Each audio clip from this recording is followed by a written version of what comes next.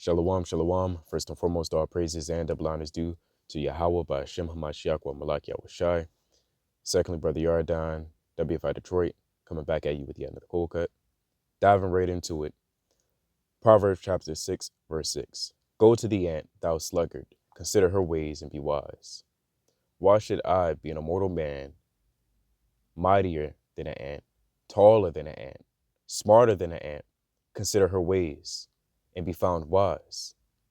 Well, that's because when you acknowledge an ant, although it's inferior to you by strength, is more dedicated than us. An ant is more dedicated than your average man. An ant has a habit. An ant has a schedule. An ant is known to constantly do work. An ant damn near doesn't sleep. It's always going to provide for the colony. It's always going to make his body a sacrifice. It's always going to bring something to the table. An ant won't have a day off. Now, what about you as a mortal man?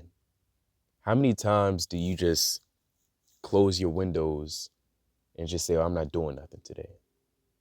Whether you do it voluntarily or involuntarily, how much time for folly do you set for yourself?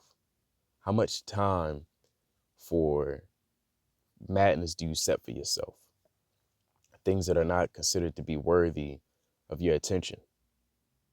Now, of course, it goes without saying, obviously, a man has to have some type of rest and incremental pauses and breaks to relax his mind, knowing that you won't be able to study and read all day, but there's always something to be preoccupied in.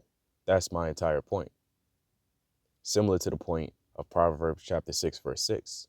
The Lord didn't tell us to look at the ant so we can work nonstop every day. The Lord told us to consider the ant in case we may fall short in our duties and our work ethic. Verse 7 reads, which, having no guide, overseer, or ruler, provideth her meat in the summer and gathereth her food in the harvest. This is a beautiful point as well, because in captivity, you need a guide and an overseer and or ruler for work to be done, for things to be regulated, to monitor the traffic of work. However, with the ants, there is no guide, overseer, or ruler, and yet they constantly provide her meat in the summer and gather her food for the harvest. Imagine if there was no boss at work. Imagine if there was no ruler or overseer. Nobody would get anything done. How long wilt thou sleep, O sluggard? When wilt thou arise out of thy sleep? Yet a little sleep, a little slumber, a little folding of the hands to sleep. So shall thy poverty come as one that traveleth, and wanteth as an armed man.